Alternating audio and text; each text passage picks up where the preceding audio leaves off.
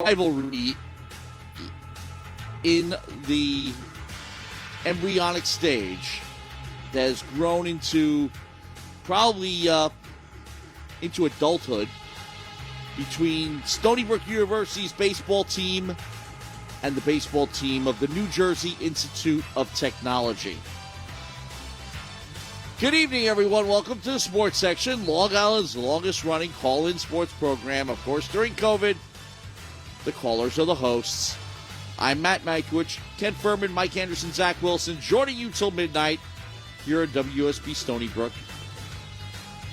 And the opening salvo to this rivalry happened during the regular season when, taking a look way back when NJIT actually had to come to Stony Brook and function as a home team. It was kind of weird. But they took 3 out of 4 in late April. They meet again. The Seawolves split. So NJIT, only team in the America East Conference with a winning record against the Stony Brook Seawolves. Things develop. We find out that Maine's number one starter is probably the best of the conference because he beat Stony Brook in the opener. But Stony Brook, using their customary grit and talent, beat Albany and Maine and got back to the championship day against NJIT, who won the 2 games they needed to win to get there. So, head-to-head, looking good. Rain, well, we knew the weather was going to be bad. Seawolves get a run on the board in that first game. Remember, they got to beat them twice. John LaRocca steals home. It makes the Sports Center top 10. Okay, so a game gets suspended. Fast forward to this morning. Sunday morning. Weather as abysmal as it was yesterday, maybe even worse. So, what do you do? Let's set the scenario, though, before the guys join, Ken, Mike, and Zach. Here's what you're up against. You must decide a champion. By midnight tonight, by the time we go off the air tonight, the champions of all the conferences and automatic bids have to be into the NCAA. Why? Because 12 hours after that, the tournament bracket is announced. So, here I am thinking, if you can't play the games, play tomorrow, but tell the NCAA, leave a space open for the champion, stick us wherever, 4th seed in Coral Gables or where is Texas Christian? We went there in 2015. Dallas or out in California, we don't care. But let us play it out because this is going to be some good baseball and the winner will be quite deserving. Unfortunately, the America East Conference, now again, I don't know necessarily because it's not yet been corroborated what they were up against in terms of a decision. Maybe the NCAA says, no way, can't do that. You must choose a champion. So the decision is made. NJIT is a champion because they failed to lose a game in the tournament. Now, of course, it did have a better head-to-head record against the Seawolves.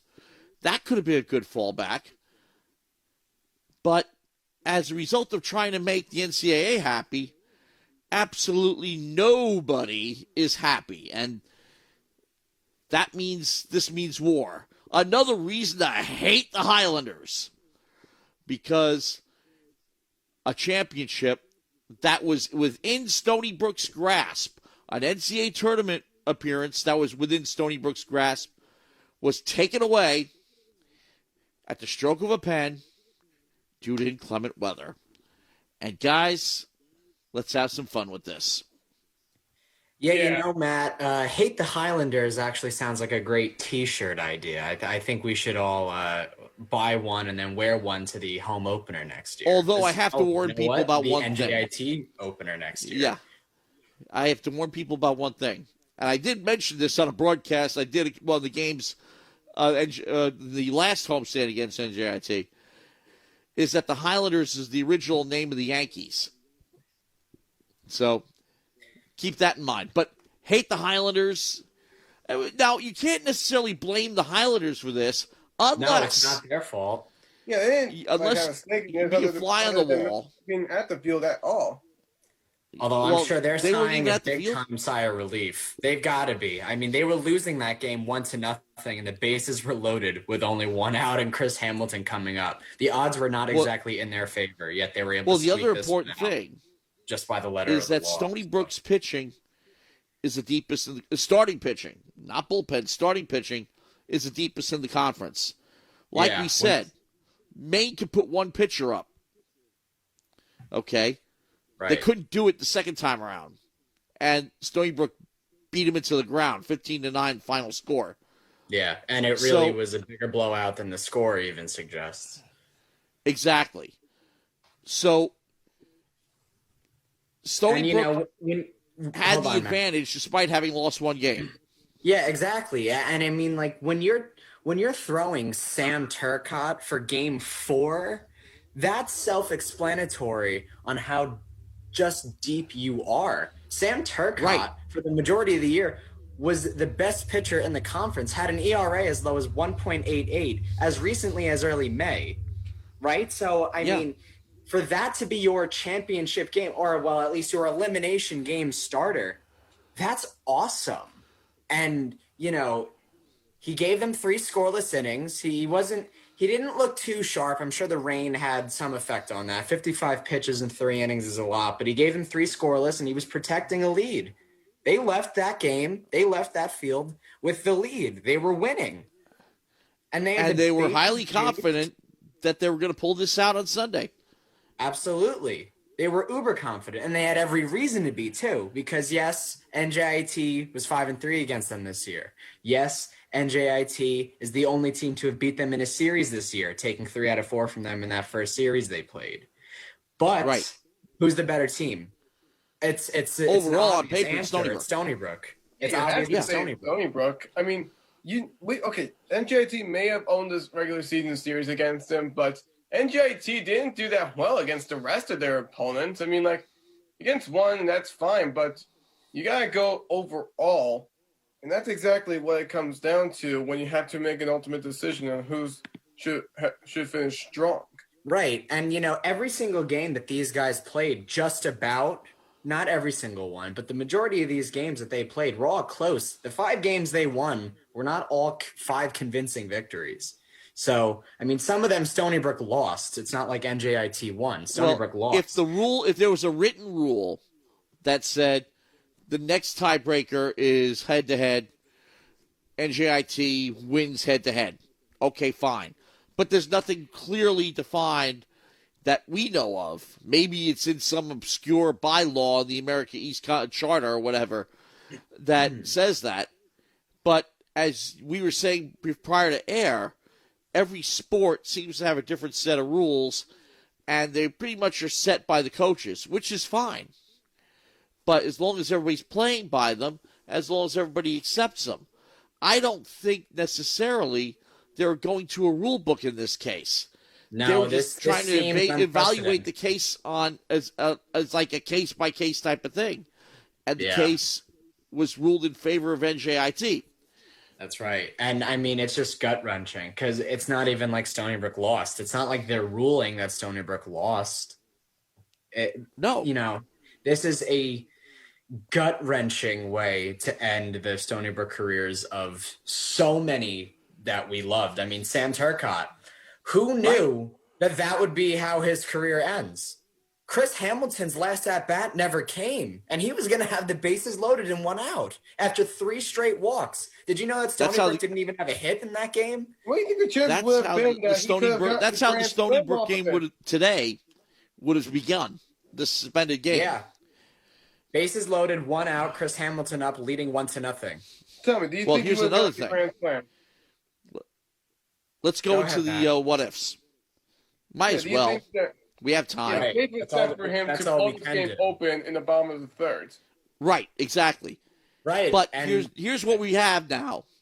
Okay, I will wind back the clock to 2012 because a game got suspended in the Super Regional. The opener of the Super Regional was suspended due to heavy rains because Louisiana in June is wet, very. We had plenty of rain delays during that whole weekend. So what happens is, ninth inning, an error on a foul ball extends the inning for LSU. Otherwise, the Seawolves would have been out of it. And LSU scores a run, ties the game. Seawolves in the 10th inning, score a run. LSU hits a home run, ties the game. Seawolves score a run in the 11th inning. LSU hits a home run, ties the game. Then the rain comes in. Next day, suspended. Kevin Gausman, who you know very well because he's now 6-0 with the San Francisco Giants. right, he outpitched Clayton Kershaw today and had a hit off of him. Had an RBI single off of him today. It gets better. Kevin Gausman is the game 2 pitcher. He's supposed to be the put-away guy. And, yes, he's in perfect position to put the Seawolves away because LSU pulled out that first game. So he comes back to start game 2 as scheduled. The Seawolves get to him. They beat him up pretty good.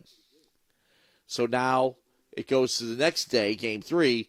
Frankie Van Derken pitches a complete game, and the Seawolves go to Omaha. But the point remains is that what would have happened, because Turcotte's now out. Turcotte may be available in relief because he only pitched 3 innings. But Turcotte is out. Who goes in to start the game? And same thing with NJIT. They have to go deeper into their bullpen. Or to use your Sunday starter. But you can't do that because you're only in the 3rd inning.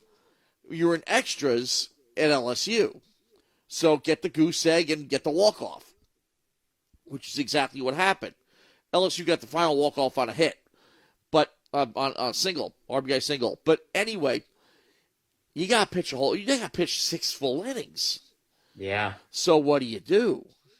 I know. I think the Seawolves have the edge there too. Why? Because of Kyle Johnson? Yeah. Well, you can't use Kyle Johnson. You might need him later. But who comes out to pitch for the Seawolves? He didn't pitch on Friday or and technically or Saturday. So I don't know why wouldn't you're playing Kyle 2 games. You're playing 6 innings of the suspended game. You got to play another if you win it. Yeah, but there is no tomorrow technically. So if they didn't even win that game, I think they would have just gone to Kyle Johnson right away. Why even bother screwing around with the idea? Yes, your back's to the wall. You have to win one game to progress to the other. No question about it. And you also realize that the other team's doing the same thing because they don't want to play another game. No. They want to finish you off. Right. But that's where coaching is in the play, no doubt about that. Yeah. But the whole point now is that the reactions all over the world of Stony Brook athletics, all over players, social media, fans, reporters, us, everybody, we're all devastated. We've had our hearts ripped out. Every right to. I mean, Stony Brook is pretty much the best America team ever to go far enough in the NCAA baseball tournament because they have 2012. Yeah, exactly. Yes. I mean, Stony Brook knows what it's like to play well on a national stage, and with the super seniors that they had, I mean, they could have probably won at least one game in whatever regional they could have gotten had they gotten that auto bid. I would have had belief that Stony Brook could have gotten at least one win at the very least. Well, with the starting pitching they have, I think that they could have. I don't know if there really is a ceiling. I mean, there's definitely a ceiling with how leaky that bullpen is. We've spoken about that. That is it, day after really. Day. But I mean, they still could have won. And Matt, you bringing that up, the what if, I think that that's important because there is definitely no guarantee that Stony Brook wins today. If the game is restarted, because outside of But Kyle you gotta Johnson. play. Right. But I'm saying if they did play outside of Kyle Johnson, what do? I mean, Sam Turcotte threw 55 pitches yesterday. Is he even allowed to continue pitching today? I don't think so. Well, I it's don't not know. Little League. It's Yeah. not Little League. They don't have that type of ceiling. I remember in Little League, no pitcher could pitch more than 6 innings in a week. So the games were 6 innings. So you throw a complete game, you pitch next week. But if you do 3 innings in one, you can throw 3 innings in another.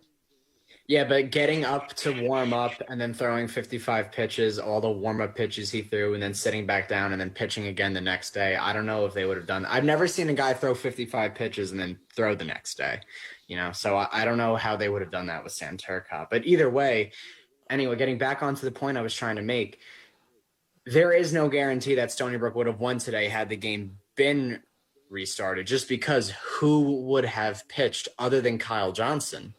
Right? Was Kyle Johnson going to give them the they were final getting inning? pretty good performances out of the rest of their bullpen down the stretch. And Senk was trying to put guys in situations where they would succeed and see how they would do. And I think the coaching staff was a little bit more confident than maybe they were a month ago, because a month ago they had nothing. Maybe. So that was the speak to Achilles that. heel of this team. There's no doubt about that. Yeah. But on the other hand, their strengths were so far superior to everybody else in the conference. Oh, especially Their the starting ones they were pitching is way playing. better. Yeah. And that's how you win. At the end of the day, that's how you win. So starting pitching. I mean, look at the effort that Brian Herman gave them the game before. He was Well, who's the scheduled starter for today anyway? Had yesterday's game been played to its conclusion, who's supposed to go today? Yeah, I mean, Or I guess did Senk announce it? DeGennaro would have had to have gone on what is that, 2 days rest? Well, the thing about it is that Senk is, we mentioned this, he rarely puts out a full rotation for a weekend like this. I mean, for the regular season weekend, you pretty much know who's going to go. But for a tournament, he likes to give his pitchers short notice to keep them on their toes. Mm-hmm. So it wouldn't surprise me if today's starter wasn't yet announced. Yeah, okay. That's not a bad idea. I mean, but would he have bullpenned? I don't know. I can't speak for him. Not if he could possibly help it. Yeah, I don't know. I don't know him well enough. I don't know his philosophy well enough. One thing I know about his philosophy is he likes fast players and he likes taking as many extra bases as he possibly can. The main catcher learned that the hard way. But he has a field built for that purpose. Right, but I can't speak for him on what he would have done today with the pitching, with who would have started. Well, here's the reason. 2. The reason he has that coaching philosophy is that those are the type of players that are available to him, too. The big heavy hitters are going to the power conferences. You're not going to get too many of them. So you got to get scrappy guys who can hit balls into the gap and take the extra base and use their minds a little more in the course of the game. And it's like the Minnesota Twins. I keep saying Ron Gardenhire. But the Twins, as a general rule, Tom Kelly, you want to go back further. The whole Ortiz point with them is the same problem. Can't afford to keep big-time hitters like a David Ortiz. So what you have to do is load your roster up with players who are strong on fundamentals. And that goes from A-ball all the way up to the majors. Well, I wasn't. So that's been the Twins' philosophy. Yeah, I wasn't. I know I referenced Matt Sank's aggressive nature with base stealing, but that wasn't what I was alluding to. I was just saying I don't know who he would have thrown today. That's all I'm saying. I don't know if he would have given DeGennaro the ball in short rest. I don't know. May not have announced it. Yeah. I don't know. I mean, and it's not like we're gonna ask now. I mean, I guess maybe for fun one day in the future after the wounds heal, we can ask him what did you have up your sleeve in case you won. But I don't know. No. I mean, it's so gut wrenching, because it's not like NJIT earned the victory. It's not, because guess what? They weren't even ahead when the game was canceled. And it's just such a terrible, terrible way to not only end a season, but to end several careers. We're never going to see Jared Milch or Sam Turcotte or Brian Herman pitch ever again. We're not going to see Chris Hamilton anymore. John Tuchillo's graduate, right? Isn't John Tuchillo graduating too? I mean, John LaRocca, what a season he had. Really, I want to give him a round of applause. I know that there's only 4 of us here, so this, clapping doesn't make much of a difference, but what a year he went through. NYT destroys their athletic program a week before the school year starts. He transfers up a division, bats over 300 with the 500 slugging, plays a great center field for them, gets moved to the leadoff spot at the end of the year and makes an instant impact. He was having a great game, yes, without a hit, but he was having a great game when that game was suspended. And we're never going to get to see John ever again. He's such a good guy. I had the pleasure of talking to him. My car died between games, and his father gave me a jump. They're just such a good family, those guys. That's a true story, I swear. I wish I could have told John about You know what? That would have been when you broadcast games for the bleachers, you get to know all the families.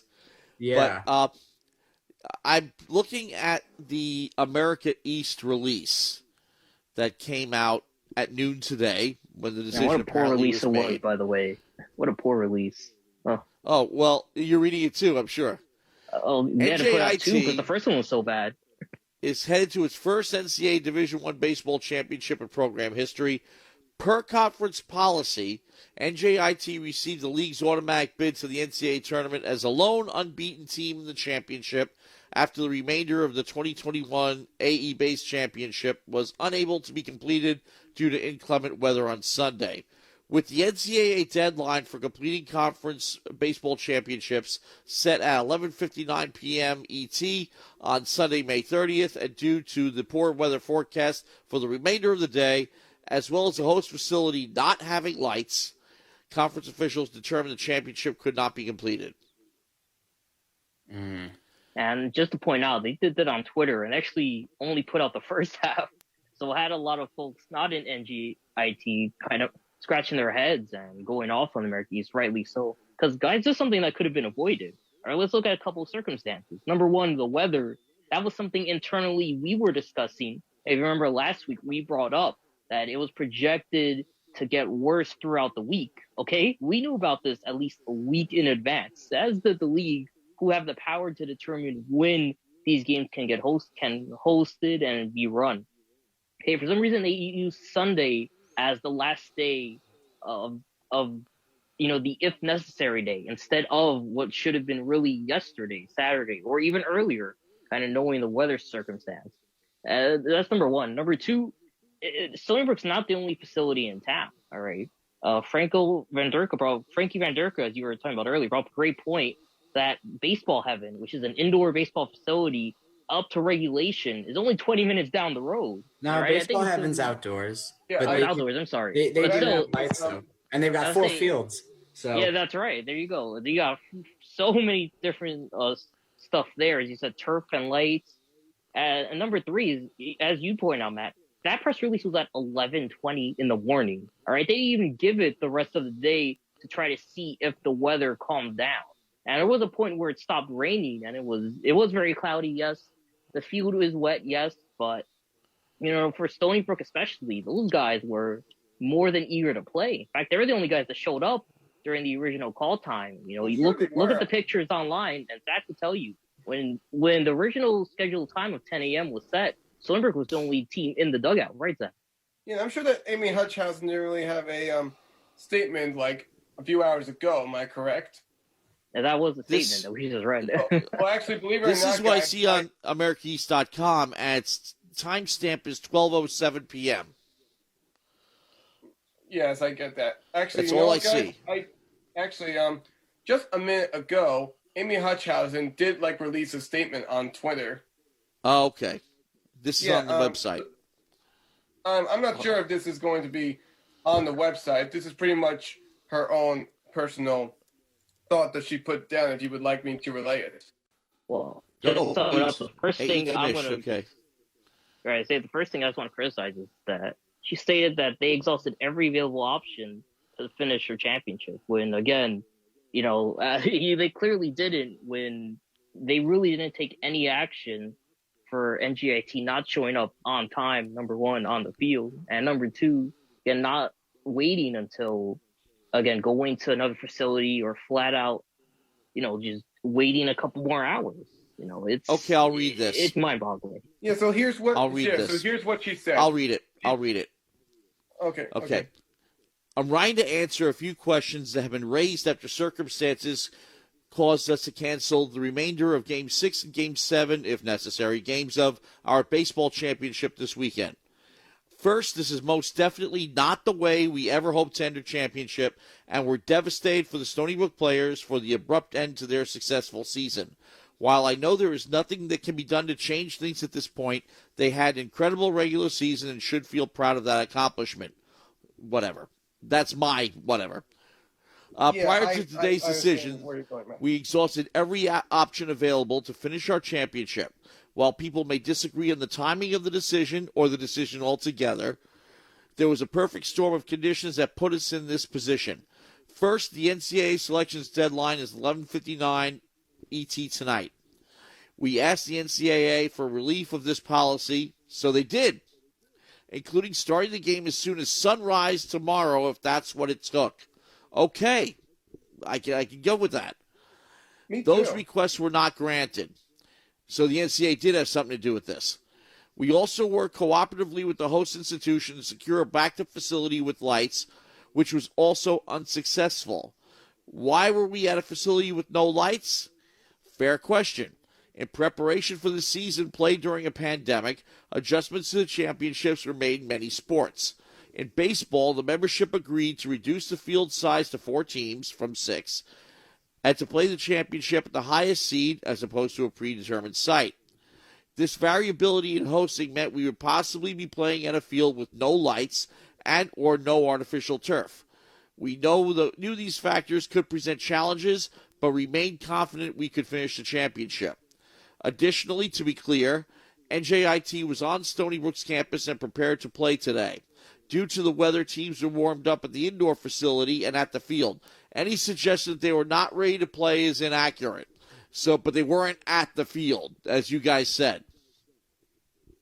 This decision was not made lightly or easily. It's agonizing. Both teams had reasons to play, but conditions prevented us from doing so. Consequently, our incomplete championship policy prevailed. This is a long-standing policy developed years ago with input from our coaches and administrators. It exists to ensure an objective decision is made when championships and NCAA bids are on the line. We understand no explanation will provide closure for the Stony Brook players. We feel deeply for them as they try to reconcile today's outcome. However, we wanted to provide additional background to fill in some gaps that our earlier statements may have missed. We apologize if they create more questions than answers, but hopefully this provides context even for those who continue to disagree with what transpired. Well, first of all, we're going to continue to disagree with what transpired no matter what's said here. That doesn't really change anything at all. This doesn't really make us feel better. I think there's more questions than answers, as I said earlier. Number one, I mean, how expected to happen with most people. I'm never going to feel good about this. And it's not even because NJIT was crowned champion. It's just because of the seniors and how their careers ended. How Chris Hamilton never got that last shot. John LaRocca's efforts were washed away, no pun intended. John Tuchillo was he left on deck? And he never got his last opportunity either. This is terrible. It's a terrible, terrible thing. There's no way. What it makes me think of? Moonlight Graham. Field of Dreams? Say that one again. Moonlight Graham. The whole story with him. Yeah. The guy who was put out in the field but never got a chance to bat. Yeah. In the major leagues because he never went back. He went to med school afterward. Yes. Yeah. That's right. They got the Moonlight Graham treatment. They didn't get their chance to change the game. Oh my God! Just it's a gut wrenching, dreadful. What adjectives do you want to use? What Well, superlative? I think the bigger thing too is, Yeah, obviously, this is how you guys, and I was disappointed as well, feel about this. But really, the big statement is going to come for the Stony Brook players, and really, you're going to see a response from them next year, especially when they got to face NJIT. I mean, to put it in baseball terms, this is the new Red Sox Yankees, or yes, more recently, Houston Yankees, and it probably makes more sense as a result of a scandal. This is where, next year, NJX is going to have a lot of receipts coming their way from Stony Brook. And not that, there was already bad blood before. All right. We spoke about it earlier in the season when these two teams faced off, how if the regular season matchups felt like they were playoff atmospheres and there was a lot of bad blood, there was a lot of back and forth going on. And even on social media, Stony Brook players, as upset as they were, they didn't hide their disdain for the Highlanders. They took plenty of shots at certain players and wasted no time touting their highlights against NGIT. So there's a lot of bad blood between these two teams. And again, I go back to, when was the last time you see Coach Sank holding someone back? When I forget who was on I think Evan Fox, ran on the field, to argue. And again, so much chirping going on that the umpires have to go to the dugouts and tell the teams to calm down. All right. I had to warn people that if there was a miscellaneous curse coming out from those dugouts, we had no control over it. That's right. That's exactly right. Because there was a lot of that going on that series, all 4 games. And again, this is going to be the series that to watch for the next couple of years because Seawolves aren't going to forget.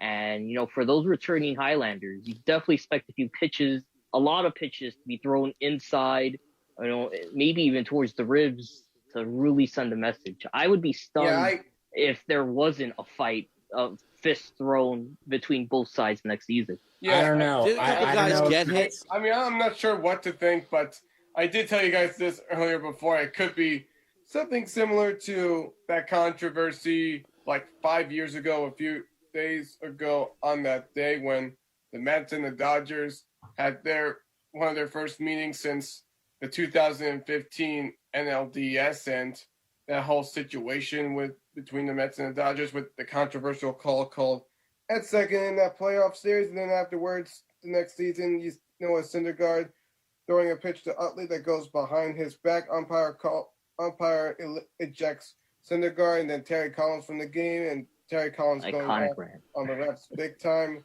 Yeah, what a night. We're not going to get anything that serious between Stony Brook and NGIT, but I think it could be close to that next season. Yeah, but that's a different situation too. I mean, that was just this goes much deeper than just Chase Utley, committing a dirty play one year and then they retaliate unsuccessfully the next year. That's a different situation. There's going to be a lot of hatred on Stony Brook's part for a lot of people. One, they have every right to hate the NCAA. They have every right to hate the American Well, really, East. it's not so much the NCAA as the American East. I mean, they were the ones who, again, had the option of foresight to look into it and say, hey, maybe we should plan this earlier. The MAC, they had their schedule plan. It was going to end today, but due to weather, they moved it up a couple of days. As a result, they were able to get their championship game in yesterday. Well, that's what they should have done, number one. Number two, I think complaining about the lack of lights at Joe Nathan Field is throwing shade. Because, number one, before they decided, when UMass Lowell joined the conference, they played at Lellisher Park, which is also the home field for the local minor league team. So it was a very nice facility, and by far the best facility in the conference. So they decided to make that the neutral site. Only problem is, everybody but UMass Lowell was winning the regular season title, and they wanted home field advantage. I can run down the list. Now, in 08-09, the American East required that the champion have access to a facility with lights. So in 08, Stony Brook won the regular season, and they played at Farmingdale that had lights. There's another place they could have played. I think it also happened in yes. Thank you very much. So that's one. Number two, then the following year, Binghamton won, and they could play at their home field. They played at a high school field with lights. And then in 2010, we came back to 2010. What did we do in 2010? I'm trying to remember. But anyway, but we came back to the top seed. 2011 and 2012, the conference tournaments were held at Joe Nathan Field. No, 2010 was Binghamton again, but they eliminated the light requirement, and they just played on Binghamton's regular field. Okay. 2011, Joe Nathan Field. 2012, Joe Nathan Field.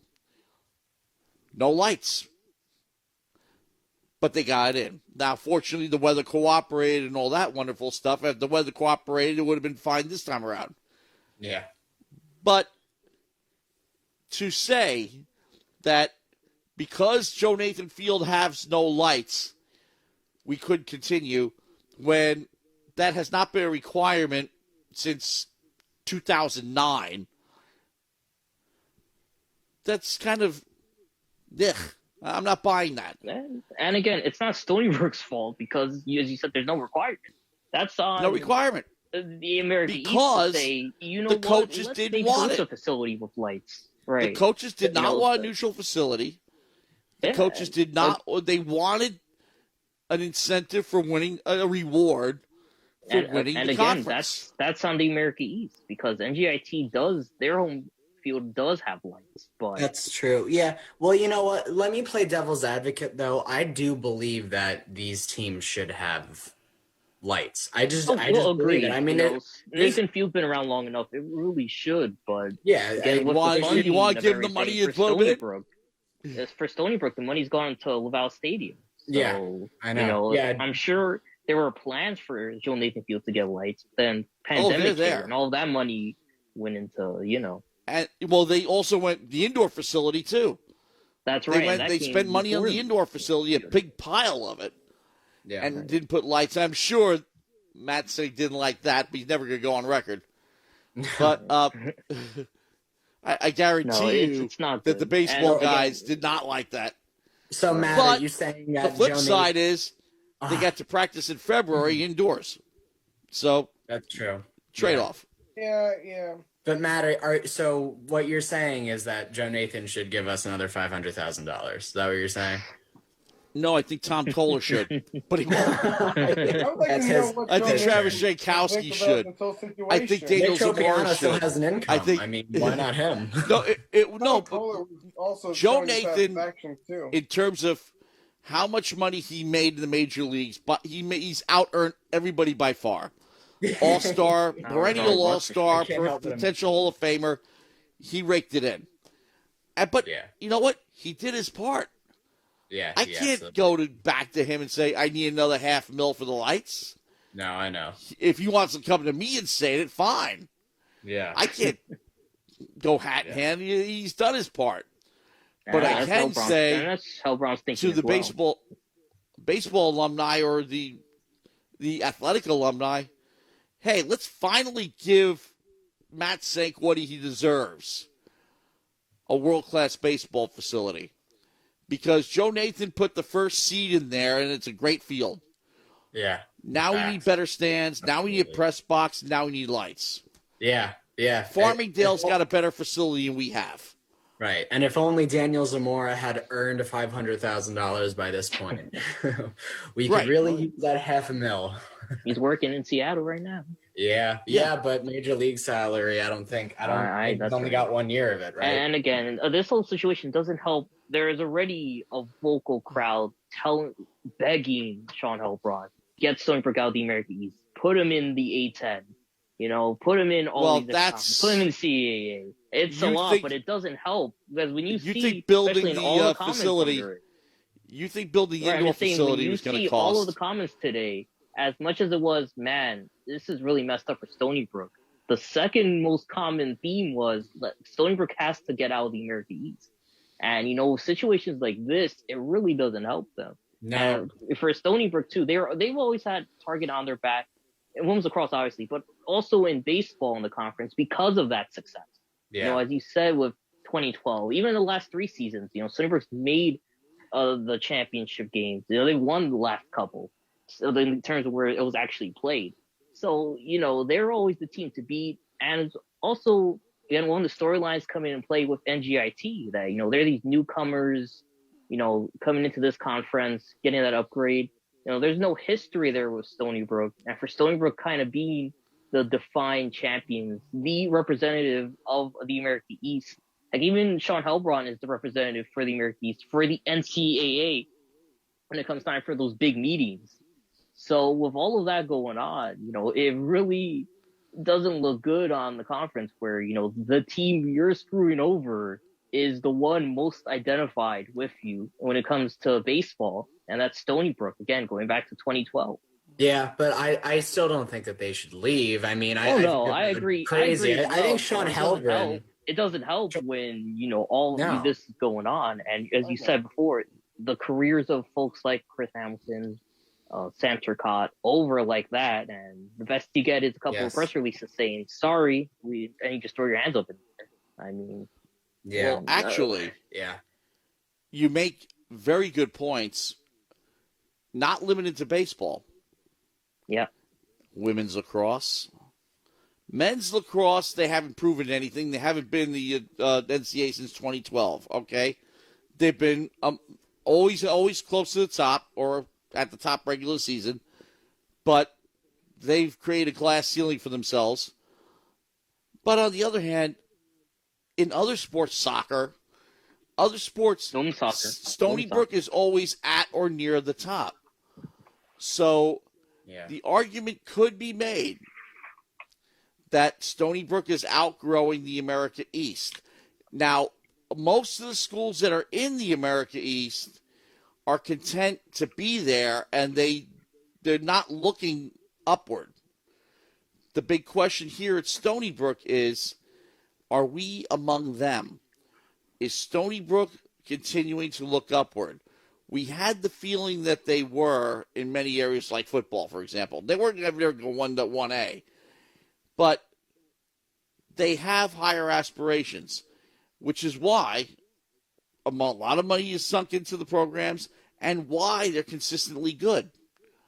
New Hampshire, they're good in a couple of sports and lousy in others. And you can say that about every other school in the America East. They might have a couple of sports where they're okay and then not pay attention to the others. Stony Brook across the board is competitive. Find me another school in the America East that can do that, that can make that claim. Albany, maybe? Well, they have higher aspirations, too. Maybe Binghamton, but even that's a bit of a stretch in terms of volleyball. Look at Binghamton basketball. They try to do it on the cheap or do it the easy way, burn. And the men's basketball team has been at the bottom ever since. Yeah.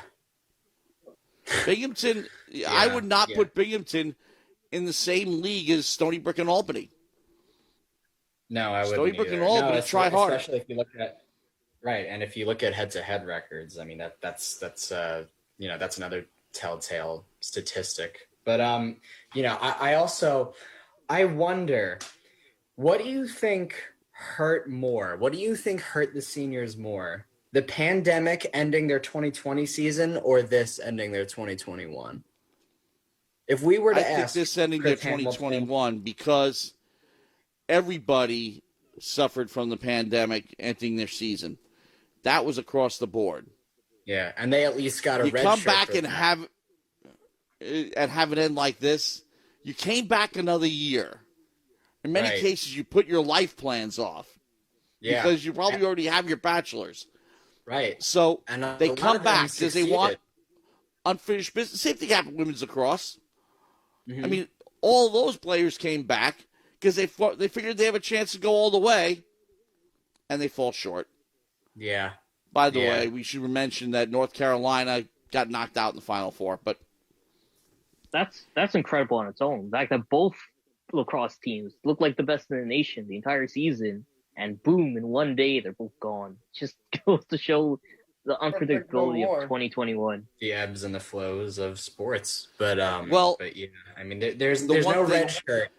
There's no red shirt for the America East canceling your championship weekend. So, I mean, this Yeah. is just this All basketball last year. This is a sad story. But the sad at one least to tell based your on kids. this statement, I can't lay blame entirely on the conference. If the NCAA No, this was basically not an dug their easy- heels and said, tough noogies, guys, then what are you going to do? But Yeah, and this was not an easy Baseball situation for them to be in either. But it's one they did pretty quickly. You know, you can't hold no responsibility. They And the could other get thing a I big wanna see- portion of this. you know what I'd really like to see? Us build a relationship with the Ducks where we could borrow Bethpage Ballpark if we need it. Yeah, I don't know. I don't know Nice. how they're gonna do Nice that. facility too. Yeah, Or yeah, upgrade but- the baseball facility you already got to be like the Ducks. Yeah, why not? At that point, why Well, not? the Ducks season has started, so the ballpark's ready. The only problem would be if there was a conflict with an actual Ducks game. Does the field being dirt have any impact on them? Isn't every single America East team playing on a turf field? Only that have in the any case bearing? of inclement weather. In other words, it's harder to get to get the field going. In other words, after a rainstorm, if it's grass as opposed to the field turf. Right. Well, in then other in words, this case, Bethpage wouldn't have saved them. but Bethpage has a modern baseball field with good drainage. Yeah, that's true. So it's not like the field before Joe Nathan Field was just a diamond cut into topsoil. There was nothing. A modern baseball field in a stadium has all kinds of gravel and stuff like that, a whole runoff system underneath that grass that enables it to drain extremely quickly. That's one of the reasons why major league ballparks, they can pull the tarp off and get going again. And have you ever watched them dump the water off a tarp into the outfield and you see this big puddle and like within minutes the puddle's gone? Yeah, I've never noticed it. I never really. Next time you get caught in a rain delay. The thing is, when you cover a lot of games like I do at the major league parks, you see things. I see things a lot over and over again, and that's one thing that always impressed me because in both Citi Field and New Yankee Stadium, even Old Yankee Stadium, had good drainage. So they were able to do that and get going pretty quickly. And Citi Field's doing a lot of that this week. Two postponements in 3 days. You know, one game against the Braves. We'll get to that one later, but the Mets pulled off the good old-fashioned one-game sweep. Well, hey, I was supposed to cover a game earlier this week. I pull up and they tell me it's banged and the rain hadn't started yet, but the clouds were in. You knew it was coming. Yeah. Well, look, we've got about 10 minutes left before we switch gears. Why don't we give sort of like a season obituary? Because yes, it ended on the saddest note possible. I didn't think it could be any sadder than losing 20-0, but somehow it ended sadder than that. But it was mostly ups all year this year. Stony Brook went 30-18. That's awesome. That is an awesome season. Well, take a look at Matt Senk's coaching record, how many 30-win seasons he has. It adds I mean, to the in 31 seasons, he has 25 winning seasons. I don't know if he really knows how to lose. So, but, you know, this past weekend or this past late week into weekend, they had been doing more or less the same stuff that we'd seen from them all year. I mean, that comeback that they pulled off against UAlbany was their typical never say die thing that we've seen from them all year. All year they've played those back and forth games where the other team sucks all the momentum away from them. And then with one swing of the bat, boom, Stony Brook has it right back. You're losing 2-0 in the bottom of the ninth inning. You haven't scored a single run all day. And then all of a sudden, you're dogpiling Evan Giordano in shallow center field, and you're moving on. It really was. That's another thing that was taken away. Yeah. Opportunity for a big comeback. Right. I mean, they didn't even have to come back.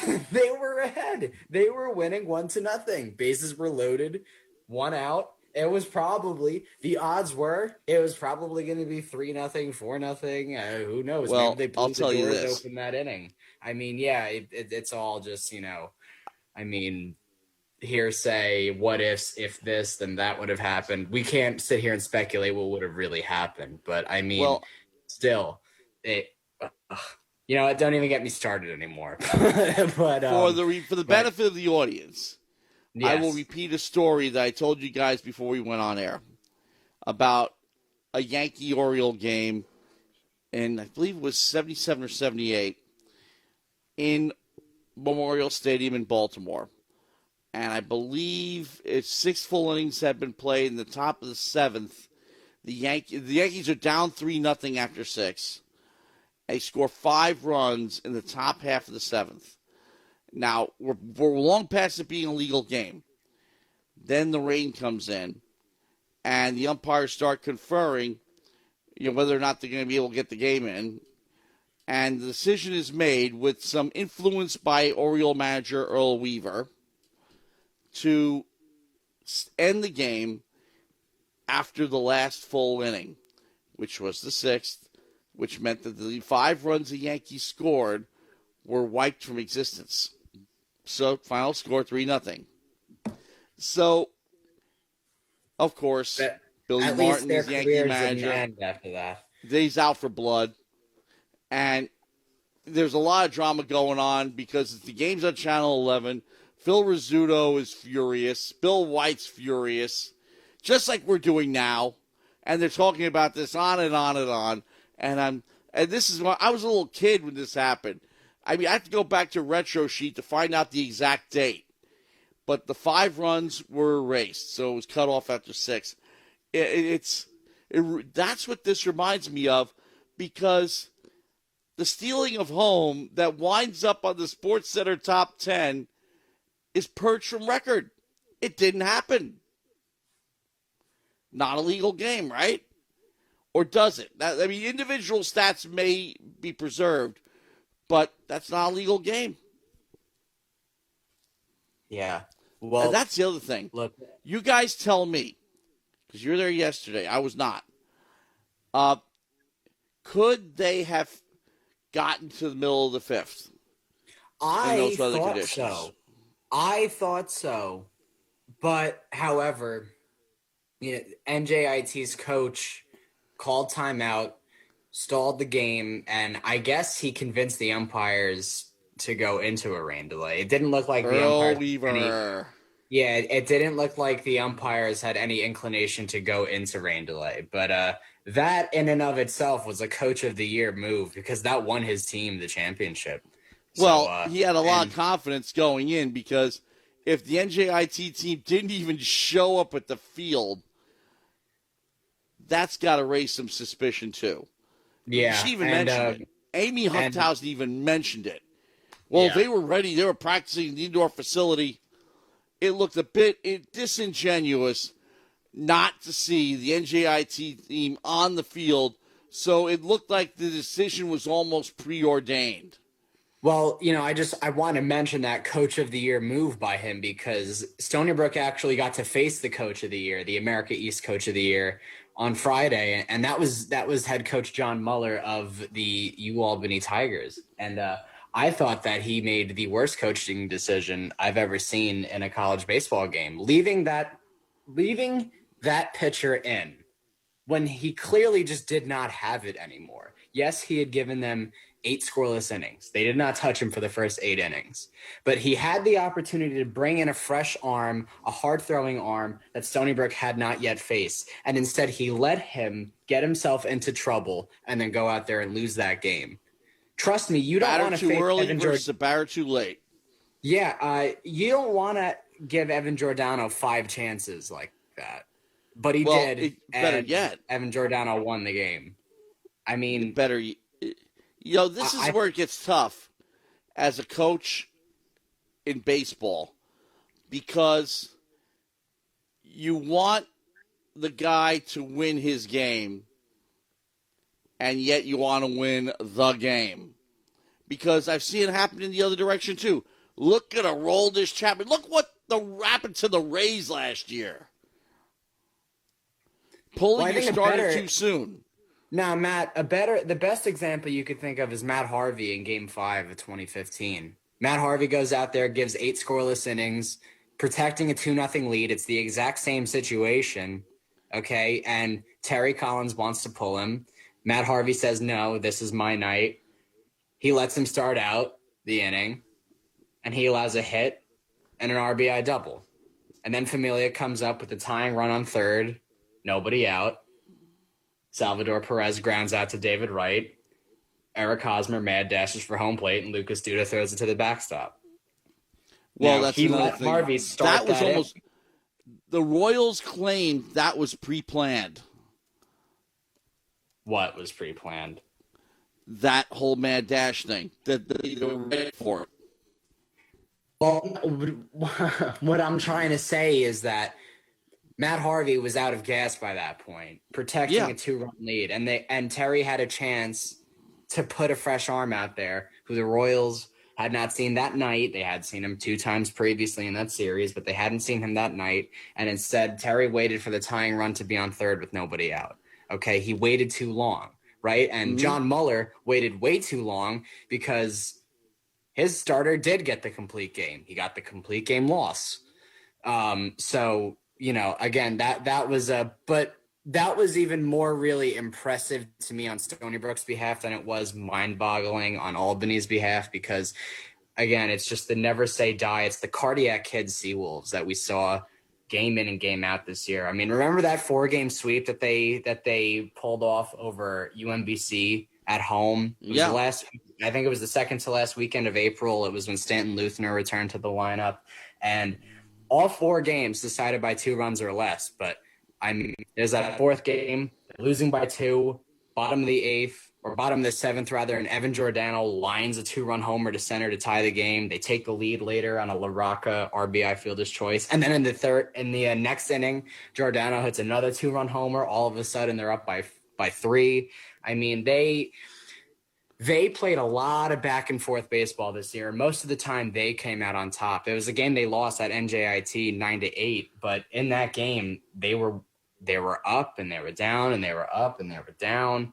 They played a lot of never say die baseball this year, and winning that game on a walk-off 3-2 was basically just indicative of their entire season. So that made it all the more infuriating to see it end today the way it did. No doubt about it.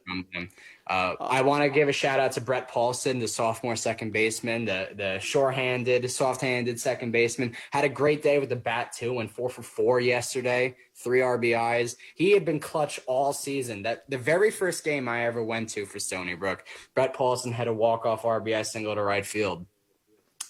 And then, he was part of that NJIT game last time with the controversy he was the one who got hit by the pitch, but it turned out he didn't get hit by the pitch. He foul tipped it. So Evan Fox got a phantom steal.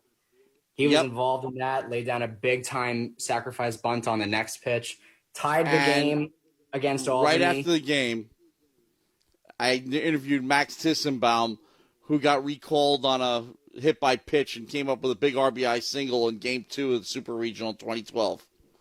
Right. Sometimes you'd rather be lucky than good. Sometimes you'd rather be good than lucky. Yeah. But anyway, but yeah. I want to play a scenario for you.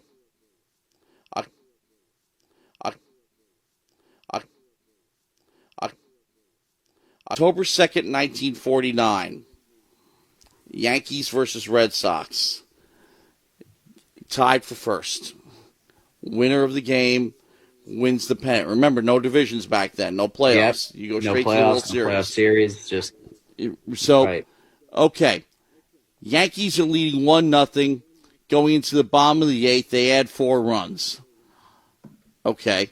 And, okay, I'm trying to remember. Okay, here we go. Top of the 9th. Vic Raschi, starting pitcher, still on the mound. He's facing the 2, 3, and 4 in the lineup. Okay. Gets Johnny Pesky on a fly ball pop-up.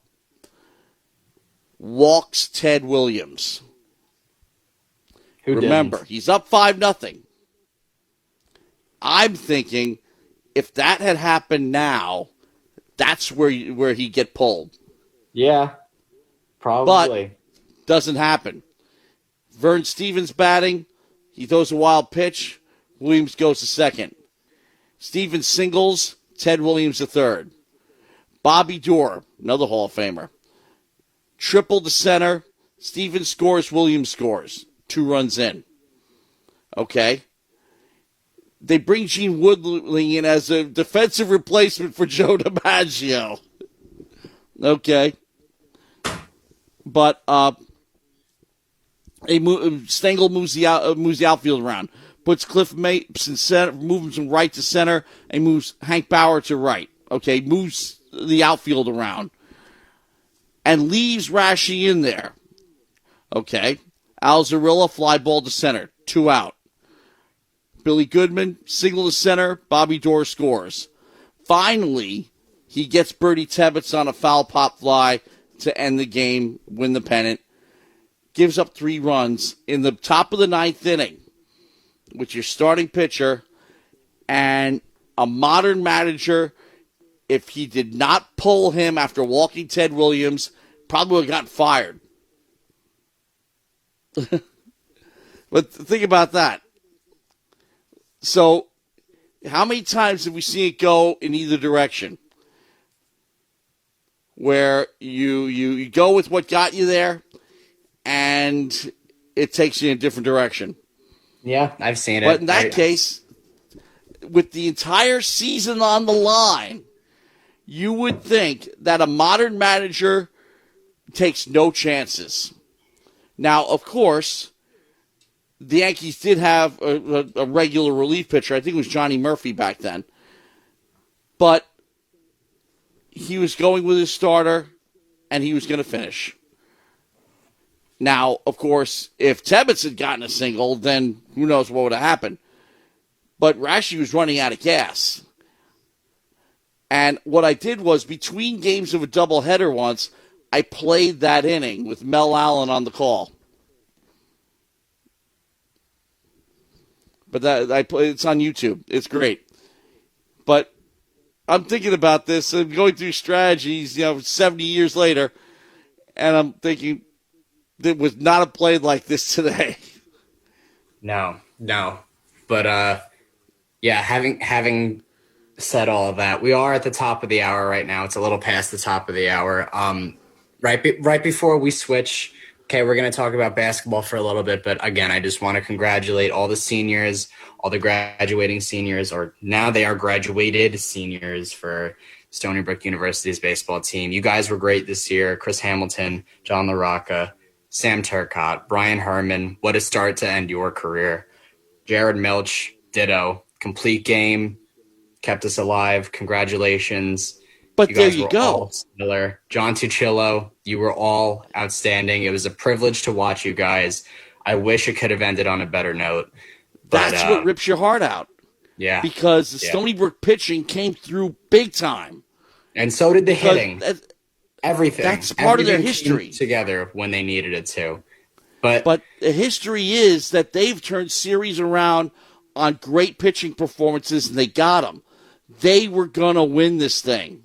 Yeah. They were totally going to win this thing. But whatever. I guess there is always next year for the younger guys. We get to see Stanton Luthner in his 3rd year, as we do Brett Paulson. Evan Fox goes into his 2nd year. Evan Giordano will be a senior next year. That'll be something to watch. So will Nick DeGennaro, who will definitely be their ace next year, as he kind of was this year. Yeah. it was an honor to watch you guys play. I wish it could have ended better for you guys. You're the champions in my heart.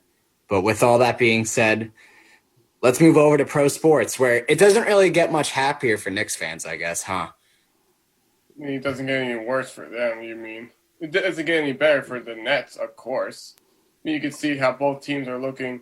Well, the Nets are up 3-1. I think it does get much better for the Nets fans. I think the Knicks fans being down 3-1 are probably just as upset. Yeah, well, Trae Young is Tom Brady to them, like, pretty much trying to make that like Brady to the Jets. Yeah. I mean, he's been incredible to watch, Zach. You know, another game where he really stepped up. Yeah, I hate to really have not. I hate to admit, but I do have to agree with how great of a player Trae Young has. But yeah, I really have followed him ever since his only year at Oklahoma, when he led his team as far as being ranked number 4th in the nation to eventually getting into the first round of the tournament as a 10 seed, but then falling in overtime to Rhode Island. But yeah, Trae Young, I still think about how Trae Young was pretty much the best player in college basketball during the 2017-18 season. Absolutely. And he just brings so much out of this team, because he's a great playmaker. He's so good inside, cutting to the basket. And an excellent passer. He's exactly an excellent passer, great shooter from anywhere on the court. Yeah. And for a Young, it's like anytime he has the ball, he's a threat to score or get your team points from anywhere. I mean, the Knicks really haven't had much of an answer for him when he's attacking, especially on the inside, you know, or off the pick and roll. You know, when they try to battle against him on the pick and roll, he's been dominant on both ends of the court. Offensively, he's getting it to guys inside, or he's just splashing open threes. And defensively, he's sticking to Reggie Bullock without much of a hassle, and not really having to guard Julius Randle, the team MVP, or Derrick Rose, the most improved player for the Knicks. Yeah. I think the problem with the Knicks is that they don't really seem to have a true shooting guard for them, because you see more of tall players that, I don't know, I just don't really see anybody on the Knicks squad that's to be as it's supposed to be RJ Barrett. Yeah, well, no, I disagree. I disagree with that statement. I think RJ Barrett is a true shooting guard. Now, you have to keep in mind, okay, basketball, positions in basketball are not quite what they are in all the other sports, okay? Being a shooting guard doesn't mean you're just jacking up threes all the time. I mean, remember how great of a defender Tony Allen was? He had no offensive game, but he was a shooting guard. Kevin Durant's a perfect example on the Nets. You know, he does everything as a 4. Yeah, right. And I mean, and he's not a shooting guard, right? That is LeBron as well on the Lakers. Yeah, and I mean, and RJ had a good game tonight. RJ is definitely, as a matter of fact, in my opinion, RJ had the best game tonight on any of the Knicks. But that's not their issue. I mean, they don't have a true shooter, really. You know, if that's what you meant, then yeah, I totally agree. Now, I'm an idiot. 2 weeks ago on this broadcast, and that was my last show that I did. I missed last week, but 2 weeks ago, I idiotically said that the Hawks are not better than the Knicks, and even though they have the same record, and that the Knicks should be able to win this handily. Well, I'm an idiot because they're down 3-1, and it kind of looks to me like the Hawks are going to win this series. I don't know. I mean, I'm really disappointed in the Knicks because the way to beat the Hawks is by not letting Trae Young beat you. They should be blitzing him. They should be double teaming him. Not that he is on the same level as Steph Curry yet, but he should be getting defended like Steph Curry because he is the most dangerous Hawk there is. Okay, Clint Capella is a rebounding machine, yes, but he's really not going to beat you. John Collins is a good player, but he's not going to beat you. Bogdan Bogdanović is a good player, but he's definitely not going to beat you. Trae Young can beat you, and they're letting him beat them. They are letting him beat them. Tom Thibodeau's got to make an adjustment. And again, a big reason for that too is this game compared to all the rest. You're right; it was the Trae Young show in the first four games, even the loss. But today we saw Young. He started spreading the wealth. And there was a period there in the third quarter where the Hawks knocked down 10 of their 19, 20 shots. And they went 50% because Young was able to find Collins open to get points. Bogdanovich as well had a big three that I think ended the run. And over the past couple games, these have been close games, especially throughout the first half.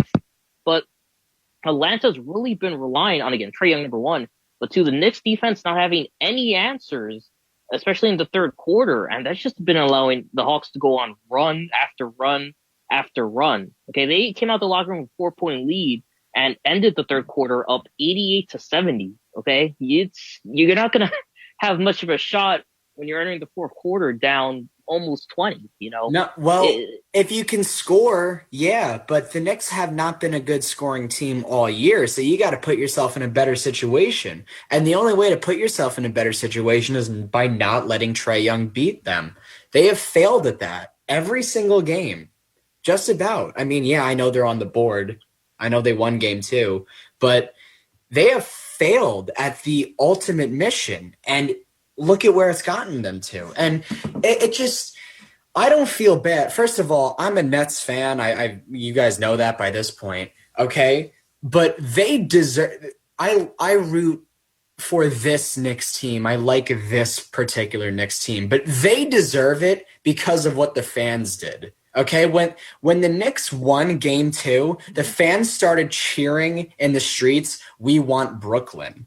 When the series was tied, it's not even like they took the series lead. So they deserve this now. I think the fans deserve that. They got greedy. Not only that, but it's interesting because we don't really look at Atlanta as really, one of those tough home court venues. No. But I think this year they've really changed that perception we've all had, because going back over the past couple months, the Hawks have won their last 13 straight home games, including the regular season. That's right. The most in the NBA. And this year, I think they only lost 1 or 2 games at State Farm Arena. I mean, they got something rocking at home where they're shifted to the next level. And that's just been something that teams, for the most part, haven't been able to match. So, again, it was a bit cocky for the Knicks fans to overlook Atlanta. I don't think the Knicks players themselves did that. But no one's been able to match, again, the intensity of Trae Young and that home court as well. I mean, Julius Randle, it took him to this game for him to really have a dominant performance. And even then, he ended up getting a flagrant foul, one of a couple of big fouls. I know Reggie Bullock got a technical as well. So, it's this Knicks team, they look like they've been beaten by a Hawks team that's just finding so many different ways to score under the basket, around the perimeter, heck, from the logo if you're Trae Young. And next, they really got to kick it to the next gear, especially on offense, if they want to stay in this one. Yeah. And one reason why that really disappoints me, because yes, this Knicks team is new. It's their first year together mostly, right? Some it's their second year together. But don't get new and young mixed up. This is not a young team, okay? Reggie Bullock is 30. Derrick Rose is, what is he? He's 32, right? Taj Gibson, who was a teammate of Derrick Rose's a while ago, I think he's in his 30s now. 35. Yeah. Oh, he's that old? I didn't even know. Okay, but there you go. This is a veteran team. Nerlens Noel is 27. Julius Randle's been in the league since 2015. This is not a young team anymore. So they shouldn't be mentally beaten. I would understand it if it's a bunch of young guys, which it's really not. It's Emmanuel Quickley, RJ Barrett, and Obi Toppin are the only young guys on that team, So Elfrid Payton maybe, but Elfrid Payton, yeah, but Elfrid Payton didn't even play tonight. Elfrid Payton is not really playing a big role, and he himself is 27, so it's not like he's an old, a spring chicken anymore, not in basketball terms. But yeah, that disappoints me that they've been mentally dominated, and even Julius Randle, you see. I was bashing them earlier about how they have let Trae Young beat them, even though the obvious mission was to not let Trae Young beat them. Well, on the flip side, the Hawks have not let Julius Randle beat them. I mean, even tonight, and I know you called his performance tonight dominant. That's like air quotes dominant, because he was 7 of 19 from the floor. It's not like he was dominant. Yes, he put up the stat sheet numbers, 23 points, 10 rebounds, 7 assists, but he wasn't dominant. He took a lot of shots. It's not like he made all of his teammates better. Reggie Bullock put up a goose egg tonight. So did Tilakina. So did Emmanuel Quickly, And then, Kevin Knox, what are they going to do with Kevin Knox? Do they move on from him this offseason? I think it's time, right? I think he's officially got the bus label on him.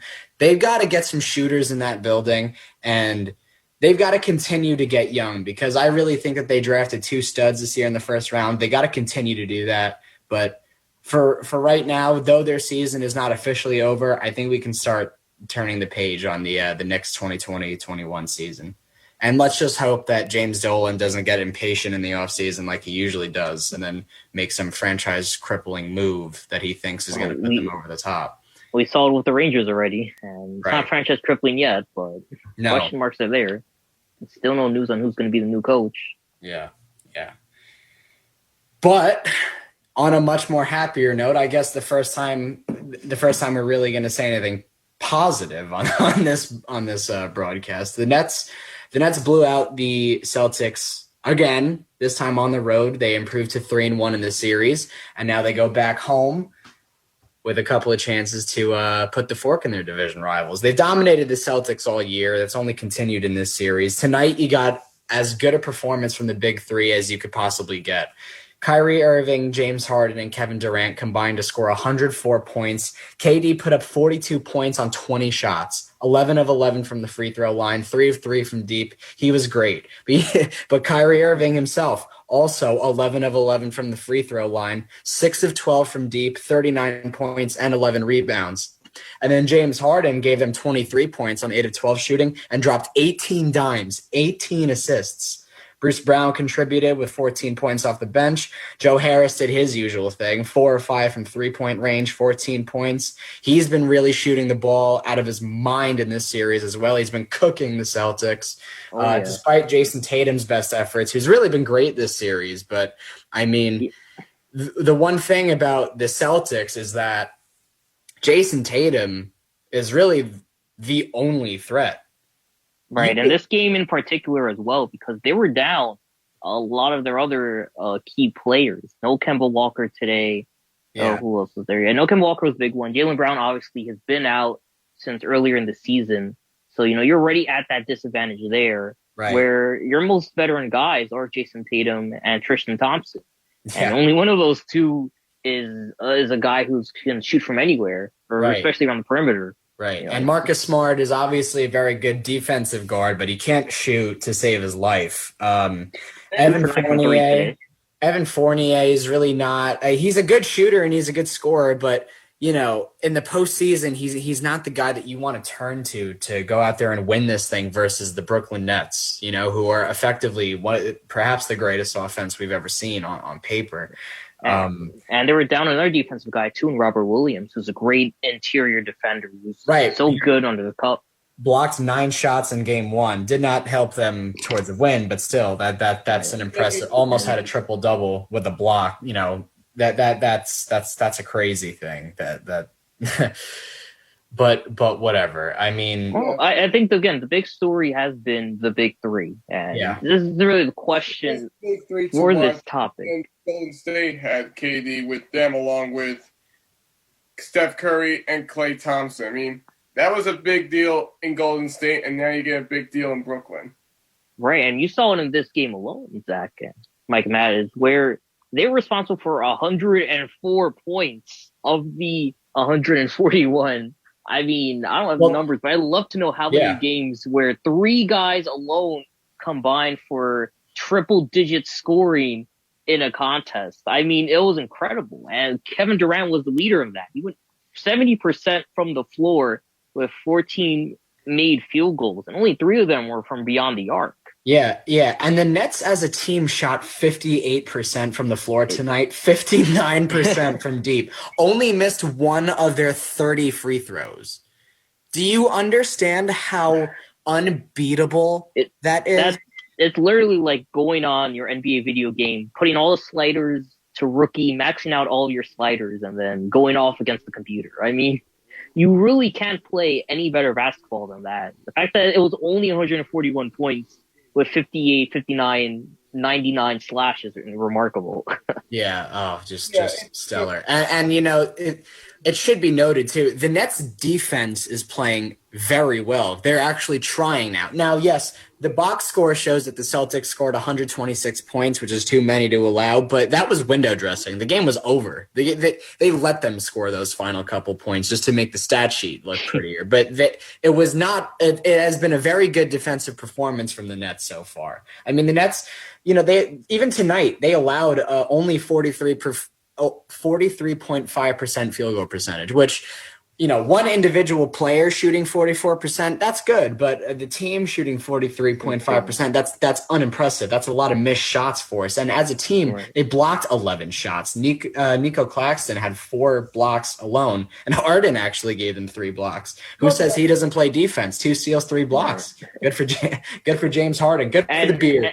And this was a game, too, where they needed to win because look at game 3. Celtics won that one. The big part of that was Jason Tatum was just unstoppable. Yeah, 50 points. And you just talk about the offense again. And once again, you see, and this is the second game in a row where the Brooklyn Nets have at least 2 players with at least 39. In the loss on Friday, James Harden had 39. KD had 41. Once again, KD tonight with 42. Kyrie with 39. Yeah, it was great to see Kyrie bounce back because Kyrie, I mean, I never blame one player for why a team lost, but if Kyrie just had an average shooting night on game 3 on Friday night, then the Nets would already be moving on because the Nets only lost. So we saw it today. Yeah, I would say we saw today him have a pretty above average shooting night, and they dominated. Above average, dude. 11 of 24, 6 of 12 from deep, 11 of 11 from the free throw line, 39 points. No, it was not above average. It was dominant. It was typical Kyrie Irving. It was typical 50, 40, 90 Kyrie Irving that we've seen all year, and this Celtics team. They're undermanned. Losing Gordon Hayward hurt them a lot. And then obviously not having Kemba Walker healthy or Jaylen Brown healthy. It's basically a G League team just manned by Jason Tatum. It's not happening for them. You could put the fork in them. So the Nets, as we expect, will probably move on. I mean, I hate to be premature and watch them blow a 3-1 lead, but it's pretty predictable at this point that the Nets will probably move on to the conference semifinals. Well, and what I said before is that guys, what do you attribute? Go ahead. What do you attribute to this turnaround? Because game 3 was a stinker. Yeah, well, okay, so that's a good question. In my opinion, it's not even like they played much differently. Kyrie Irving just stepped up. That's all that happened, really. Kyrie Irving stepped up. I mean, the defense was obviously much better. The 11 block shots tonight is 8 more than they had on Friday night. Okay, that's number one. The defense was definitely tightened up. I think that they took this game a lot more seriously. I think being up 2-0 was too much cushion for them. I worry about the Nets and how comfortable they get sometimes. And so seeing them up 2 motivation. Yeah. So I think after losing last night and it wasn't last night, it was Friday night. After losing Friday night and coming so close to winning, I think that they were motivated. I think that lit a fire under them. Now they've got a lot of breathing room. They got 3 games to clinch against. Yeah, there's nothing wrong with losing one game. No, there's no shame. I think what bothered people. If Milwaukee wants to do what they can and build up tomorrow, so be it. Wait, hold on. One at a time. Zach, go first. Go ahead, Zach. Yeah, so if Milwaukee wants to go ahead and sweep Miami, you know what? That is definitely their right. This was definitely their revenge on Miami after they got swept, after they lost to them in the second round last year.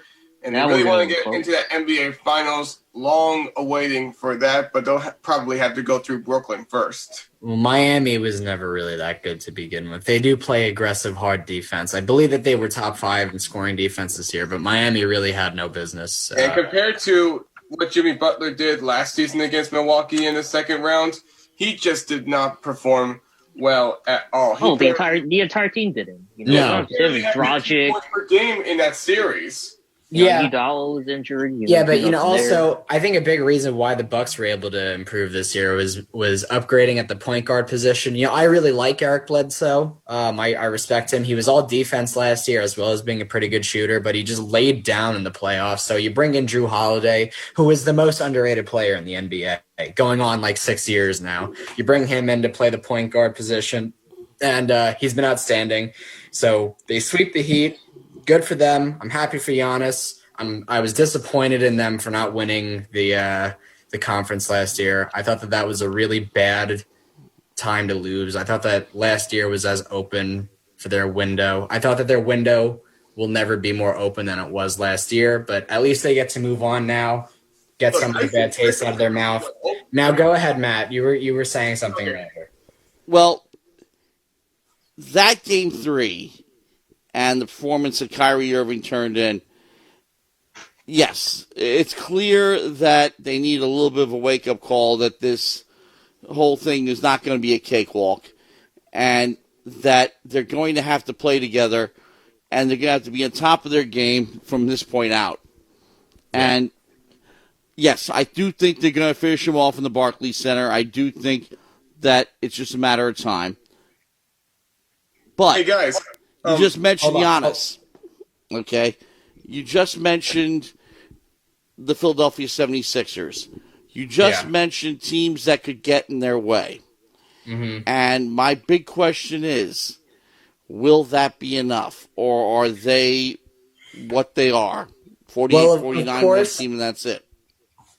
What I'm about to say may sound like, duh, thanks for the insight, but it really is important to note this. The stats going into the series don't matter. What matters is how teams match up and what the most deadly matchup is, right? Like in the NFL, a team could be 10-0 facing an 0-10 team. But if the 0-10 team has a really good pass rush and the 10-0 team has a weak offensive line, the 0-10 team has a very good chance to win that game, right? Because they can disrupt the timing that of pretty everything much happened with the Jets and Rams last season. Right. Right. Yeah. I mean, I wouldn't say that the Jets were very good up front, though. Off the edge, at least, the Jets' interior defensive line was actually very solid. But anyway, but the Nets and the Bucks. So the Bucks are going to dominate the interior matchup. Okay, that worries me. But at the same time, the Bucks have some shooters. Chris Middleton is obviously a sharpshooter. Drew Holiday's got some game. But the Bucks cannot outshoot the Nets, and the Bucks cannot outpass the Nets. And also, the Nets have shown when they feel like playing defense, they're good enough to slow the opponent down in time for them to build an insurmountable lead. So That's what I like, the good enough part. Yeah, they're good enough. That's all you need to be is good enough. That's all you need to be is good enough, And I mean, Giannis inside. Okay, that's a nightmare versus Nicholas Claxton. But Giannis has no exterior game. Right. KD can play defense. He's not the issue, right? So Giannis inside, okay, they're going to lose that matchup, but it's not like Giannis is going to be charging the lane on every single play. So I think that the Nets do match up well with the Bucks. The 76ers are really the Nets' biggest challenge because the Sixers, obviously, they're going to dominate the inside. Every team is going to win the interior matchup in the paint against the Nets, okay? But the Sixers also have some shooters. Seth Curry, Danny Green, both over 40% three-point shooters. Yes, Ben Simmons couldn't shoot. I don't even know. I don't know where I'm going with that joke. But Ben Simmons can't shoot. Joel Embiid has some three-point game, but he's not a shooter, okay? But at the same time, the Sixers have a couple of good shooters, a couple high percentage, high quality shooters, and the great defense to slow the Nets down. And That's beat That's why Ben issue Simmons in the could be Defensive Player of the Year. Yeah, but then again, Ben Simmons only had to guard Kyrie Irving, I think it was once. Well, he's going to switch a lot on KD as well, especially in the post, because that's going to be really the matchup they're going to try to look. They're going to try to both teams going to try to get, because the winner of that's obviously going to hand them at least a victory in one of the games. The thing is, though, is how do you guard all three of them when they're on the court at the same time, which they will be. I don't know if the Sixers do have that answer. Danny Green has been as good a defender off the wing in his time in the league for as long as I can remember. I don't think he's ever had a bad defensive season. So he's probably a good matchup with James Harden. And then Ben Simmons is KD's height. That's probably a good matchup. But I have a feeling just somewhere someone will be a mismatch and they just won't have. Again, the other thing too is what the Nets are showing us is they're going to dominate, especially as long as your big three is getting 25 a game. They're more likely than not. Actually, they're going to win the matchup. Okay, of the big three, the lowest scorer is Kyrie Irving, averaging exactly 25 a game. Harden's at 29 and KD's almost at 35. Yeah. So for the other teams, that's definitely the biggest note they're taking advantage of. It's saying, hey, if we're able to keep at least one of those three under 25 a game, we got a great shot at beating this Brooklyn team. You got to bank on Bruce Brown or Joe Harris also having a sluggish game, because those are really the only two other threats on this team who can pick it up when Kyrie or KD or your Harden aren't going off. Right. Well, so Joe really, Harris. That's really the only way you could beat the Nets, is you hold one of those three to under 25 a game, and their other two key shooters are struggling from three. And, it's tough. It's not impossible, but it's tough. And you're right, of the two teams, the Sixers have had more success this season, especially at doing that.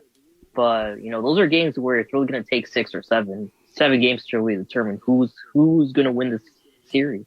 Those Sixer players, too, are notorious. And when I say those Sixer players, I mean Tobias Harris, Ben Simmons, and Joel Embiid. They're notorious for laying down in the playoffs. Okay, they are a huge playoff disappointment team. Now it's prove it time. Danny Green, however, is a 3-time champion. Seth Curry's never really – I know that he was with Dallas last year, so it's not totally true. But Seth Curry's really never been in a high-stakes situation until now, playing on a number 1 seed. So I don't know. That could always play a factor, the Nets' big three have all played in the finals. James Harden and KD played in the finals in 2012, and then obviously KD played in 3 other finals and was the MVP of 2 of them. And then Kyrie Irving played in 3 finals and hit the game-winning shot to win his only ring. So it's not like the Nets don't have guys who don't have the heart of a champion. The Nets have 3 guys, really 2 guys who were world champions and another guy who has at least been there before. So I think that is a really good matchup. We'll probably see it down the road. I don't think that the Bucks pose a threat to the Nets, but I don't think that the Bucks match up well enough on the perimeter. I just don't. I think that when the 2 teams match up on those given days, I think the Nets will be able to win 4 games and not the Bucks. But the Sixers, that's an issue. We will see. The Nets certainly aren't going to get any help from the Washington Wizards. I think that would have been incredible if the Sixers had lost. It would have been scary for Brooklyn because they've dropped a couple games to Washington. Yeah, but they also dropped a couple games to Atlanta. And I'm pretty sure, isn't the 2 seed supposed to play the winner of the 4-5? Right. Yeah, so, I mean, it looks like the Nets and the Hawks are going to meet up for the conference semifinals. So that's an interesting one to see. That was also pre-Harden. Wait a minute. I thought the 2 was supposed to play the 3-6. Sorry, exactly. Yeah, that's right. 2 1 plays the 4-5. Yeah, that's right. 1 plays 4-5 and 2 plays 3-6. Right. There you go. Oh, so the Nets are going to meet up with the Bucks. Yep. That's going to be fun. Assuming that they win one of the final 3 games. But yeah, okay, so that'll be a great matchup. You'll get to see the reigning back-to-back MVP and reigning defensive player of the year versus the big three. But again, like I just said, the Bucks match up great inside, but they do not match up well on the perimeter. Not at all.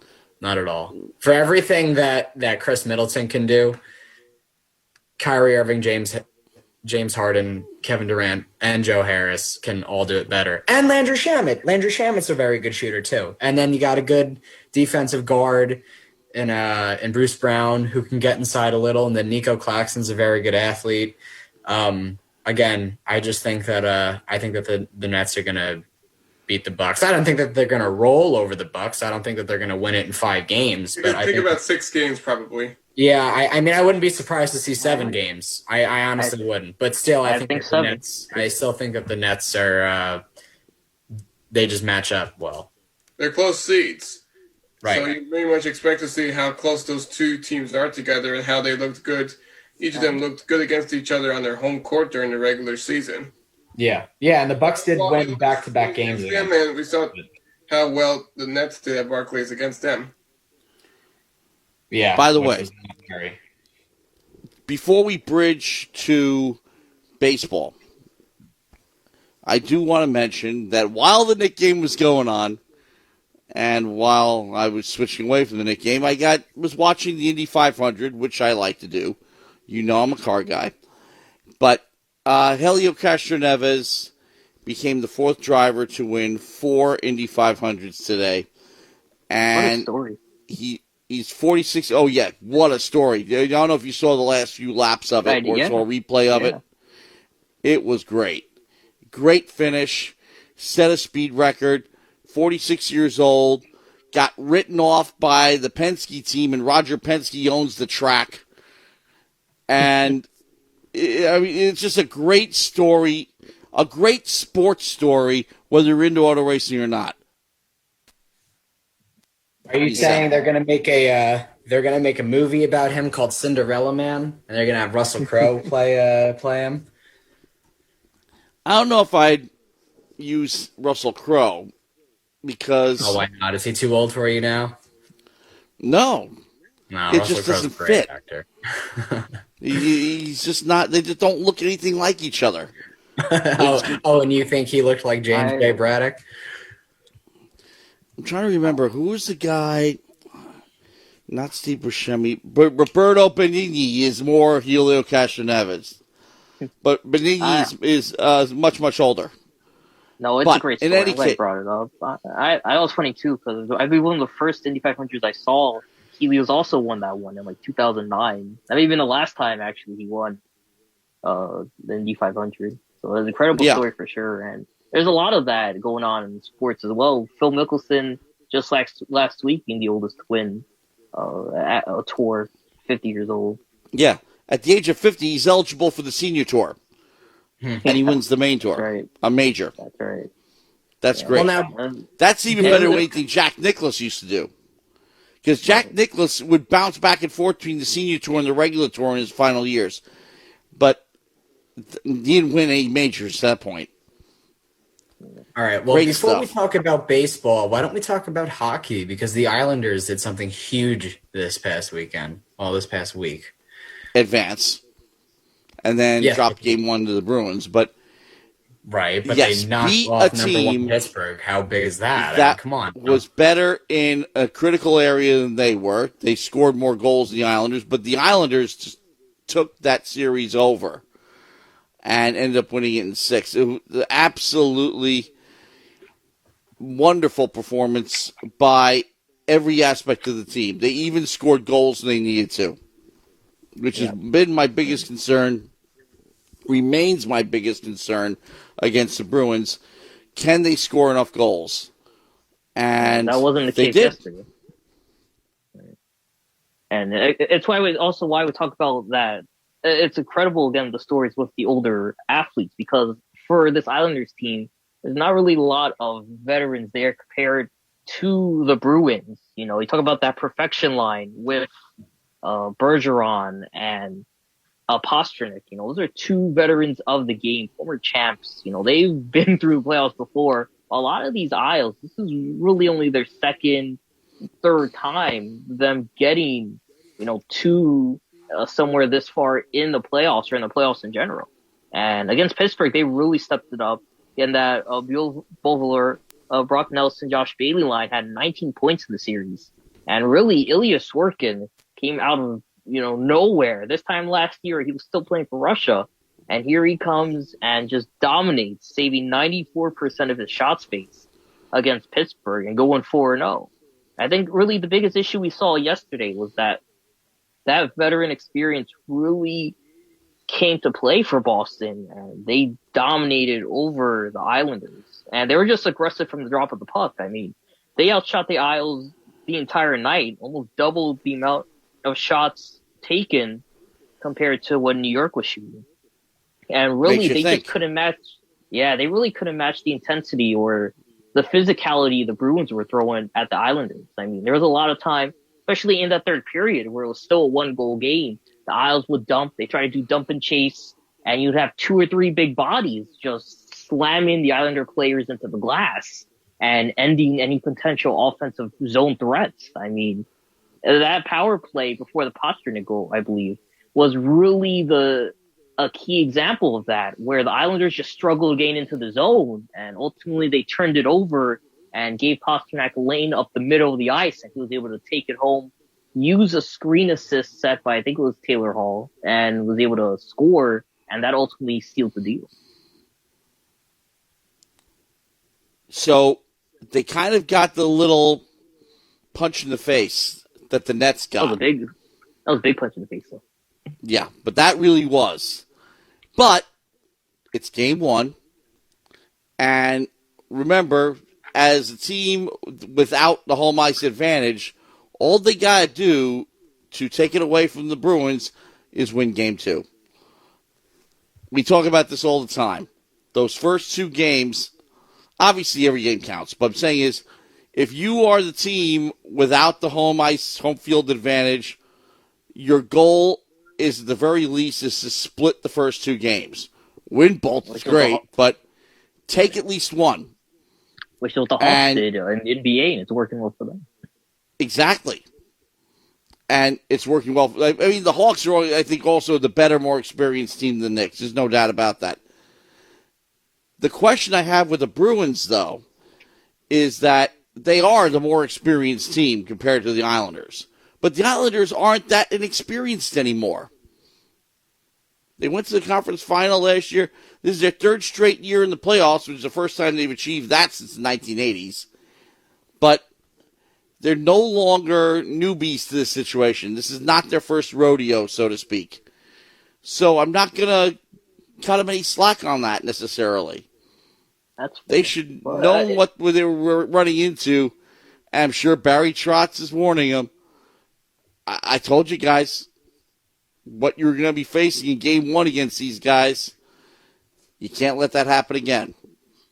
Yeah, and again, it goes back to the perfection line. To me, that's the difference maker, because those are, the 2 offensive veteran leaders for the Bruins, and David Pastrnak, Patrice Bergeron. Together, they combined for 6 points in the win, where Pastrnak got a hat trick and Bergeron had 2 assists, and they led the team in shots.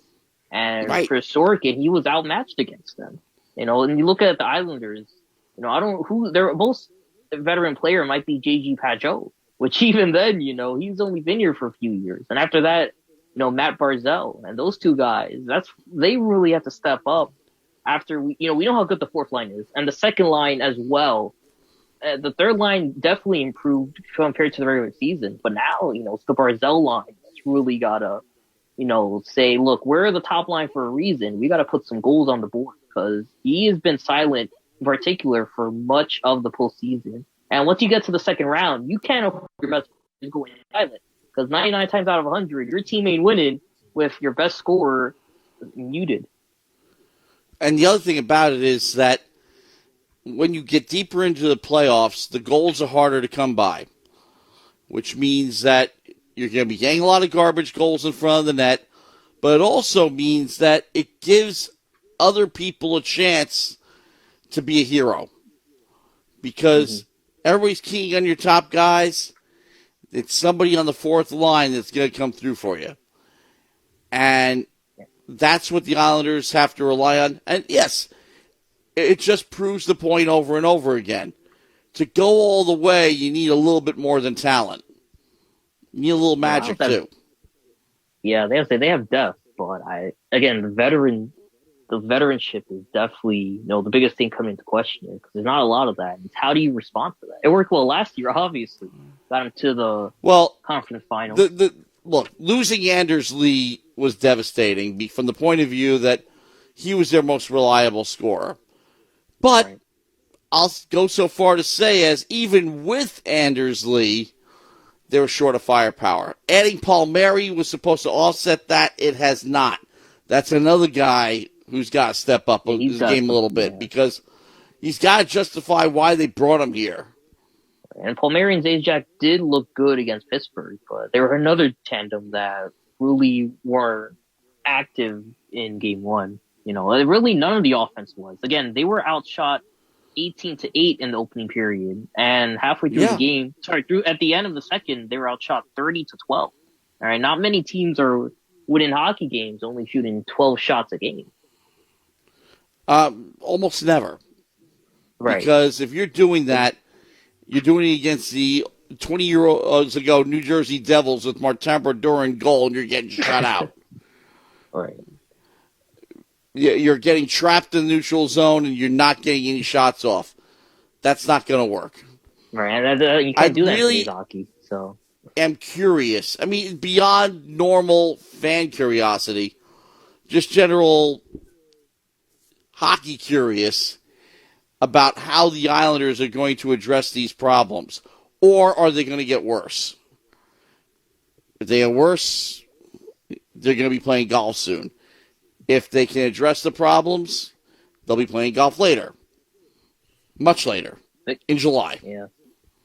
Yeah, to me, the big thing I want to see is more shots, definitely more shots overall, then more shots on goal. And just better entry into the offensive zone. Because, again, there really wasn't a lot of that. There's a lot of dumping. And when you go to chase, you get smashed in the boards. I mean, you got to limit that and actually have meaningful offensive possessions. Even if they don't end up in scores, you at least pose a threat to Grass. Because he's not going to let many goals go through him, especially in the butterfly or under the stopper.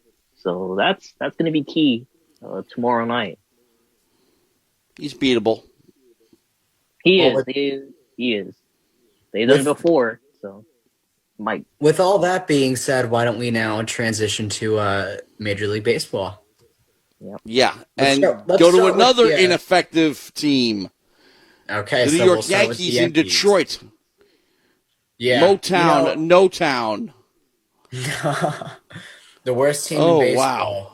Wow. So I want to point this out, okay? I was here, I guess I said it 2 weeks ago, when the Mets got swept by the Rays. It meant nothing, right? Because it's interleague play, and you're on the road, and the Rays are good, so really, who even cares, right? But now the Yankees, on the other hand, this is a terrible sweep, okay? Because not only is it to the worst team in Major League Baseball, but it's to an American League team, okay? Well, really, I should have switched that out. Not only is it to an American League team, but it is to the worst team in baseball. It's to a team that you beat earlier in the season. I mean, it's a lot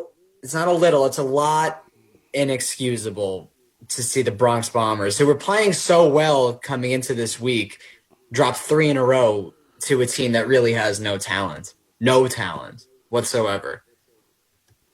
Well, it gets even worse. They shot themselves in the foot so many times with the bad defense, and they just did not look good at all.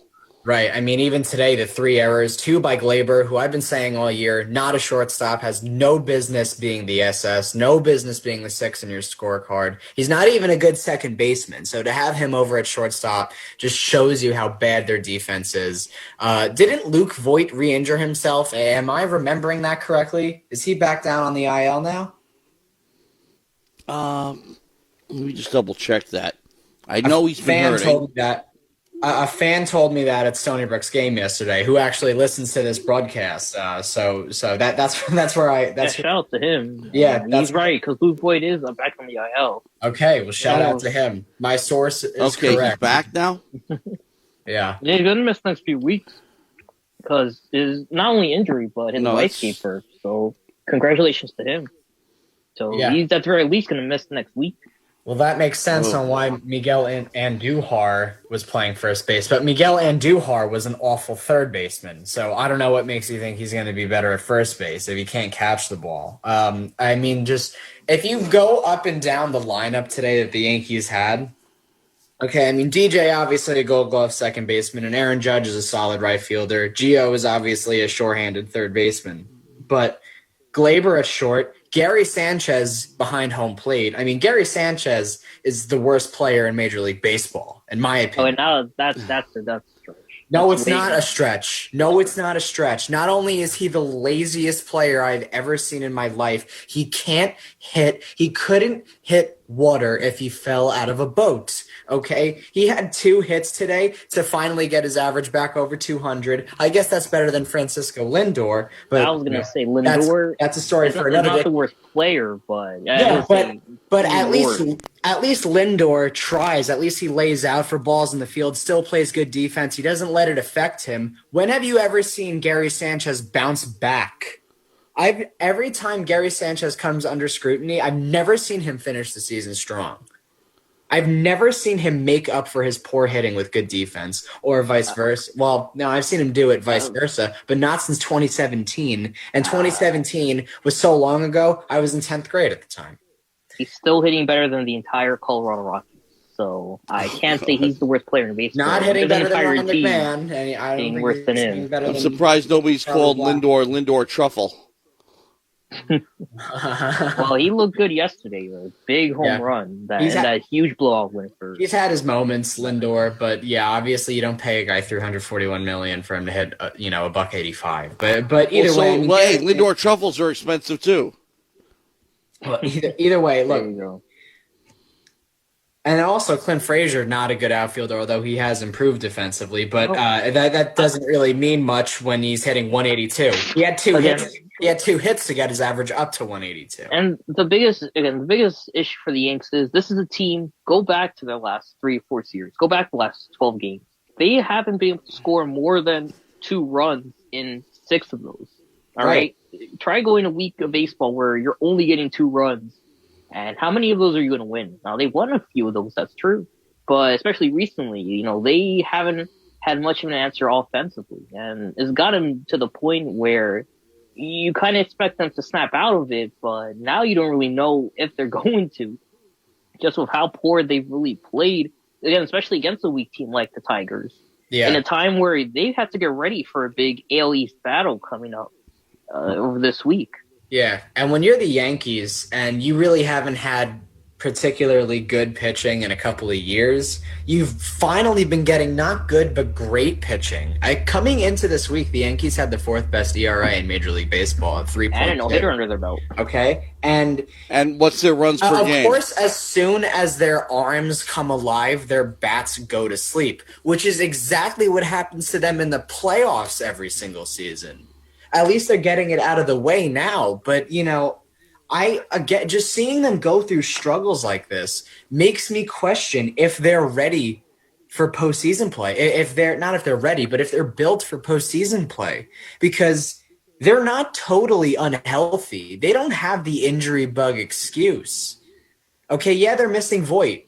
But that's the biggest bat that they're missing. Like Aaron Hicks was terrible when he was on the field. Matt called it addition by deletion or addition by subtraction. It's almost good that he's hurt. Okay, so they don't have the injury bug excuse like the Mets might. But they can't be getting swept by the Detroit Tigers, man. That can't be happening, especially after you just swept the Chicago White Sox, who I believe to be the best team in the American League. They're up there for sure. Topsy-turvy things can look. I mean, it really is surprising. It's Absolutely. Again, it's not good, too, especially, again, looking forward to the playoff race. A long time from now, sure, but you need consistency in the playoffs, all right? Look at look at the Heat, as we were talking about earlier. They were so inconsistent this season. They lost to 10 teams who didn't make playoffs. They lost 10 games to teams who didn't make playoffs. They went on a 6-game run and then immediately lost 6 games. And obviously COVID was a big issue there. For the Yankees, again, they're having that inconsistency almost similarly to Miami, which is going to lead to, again, either barely scraping the playoffs or an early exit. Yeah, that's not a team where you have a championship winning season. Even going back to the 70s where the Yankees internally had a lot of issues, or the Billy Martin era with Reggie Jackson and Thurman Munson and all those issues, they were still great virtually year round, and we're going to put aside their differences. Here there's no issues like that. It's just the players aren't performing to expectation, and it's really hurting this team where they're not able to get more than a pair of runs in a game. Yeah, but maybe it's just that they're not that good, these particular players. I think that we have an inflated view of some of these guys. I mean, I'm not talking about Aaron Judge or DJ LeMahieu. That has a long history. What? The Yankees, well, New York in general, they tend to inflate guys and hype people up. Because we fall in love with them. A little bit more realistically in other cities. Right. What would Gary Sanchez be in another city? Yeah. Backup catcher. Think about this, though. That's a great point, Matt. Gary Sanchez comes up and he hits 20 home runs in a very shortened 2016, and then he has a great 2017, right? So he hit the ground running, and he gets the nickname El Kraken, and they all fall in love with him. The Sanchez, I remember seeing that. Well, I think even Sterling called him the Sam. We were talking about Judge a few weeks ago. Everybody's talking about that big 52 home run season he had. That was a long time ago.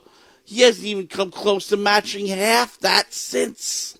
But that's because he's been unhealthy. Aaron Judge 303 right now. He's not bad. He at least has proven himself to be a good Major League Baseball player. Some of these guys come up and have instant success, and then we anoint them the next Hall of Famer, and then as it turns out, maybe they're just average, right? It doesn't look good too, where the Yankees have all these names, and meanwhile, down the borough, you look at the Mets, where you got guys who you had no clue existed before the season started. Yeah, right. Jose Pereza, Tomas Nido, yesterday Brandon Drury, Billy McKinney. Those guys are stepping up. We're responsible for home runs in the wins versus Colorado and Atlanta this week. Right. And the replacements that they've come to know have been 5-1. Yeah. With a lot of their lineup in serious doubt because of injury. It should be noted that the Mets did not exactly play good teams this week. They took 3 of 4 from the Rockies, including sweeping a doubleheader. So they finished the year 5-2 versus Colorado. And also, they're the only over 500 team in their division. They have a 3.5 game lead. At this point in the season, 3.5 games, obviously that can be lost within just 2 days, right? But 3.5 games, lucky. You're only 45 games. You get lucky. Because with these rookies coming up, nobody knows who they are. Nobody has a book on them. Right. Second time, they come back to reality. But they're not rookies, 58 in 11 seconds. That's the. All right, can I go for a bit? So that's the thing about these Mets is the Mets have a bunch of major leaguers who were backups, but they've had at least 1 or 2 seasons of success before. Jose Peraza was a full-time shortstop in Cincinnati, and he hit 288 for 1 year. Brandon Drury had a pretty good 2016 and 2017 with the Arizona Diamondbacks. It was very good GMing on the part of Sandy Alderson to get these guys on minor league deals and leave them in their AAA team just in case they needed them. And as luck would have it, they needed them and they're performing, so it's a big deal. They're not performing at a high level, but they're helping the Mets win. And that's all that matters at the end of the day is that they win. Go ahead, Matt. Exactly. Okay, it's 11:59. So, Zach, we don't have any more sports until September. Yeah, so pretty much. You can't tell us what's coming up. I mean, realistically, the next broadcast, September 2nd, when football begins, starts 2021 fall season against New Hampshire. Yeah, so don't forget. Well, next week we may have something planned involving a special guest. There's all things lined up. Taryn O'Miller will be on the call to join us for hour one. So it's definitely something exciting to tune in for. Yeah, and these next few let me weeks just are get going to be somebody about set up grabbing here. these rats.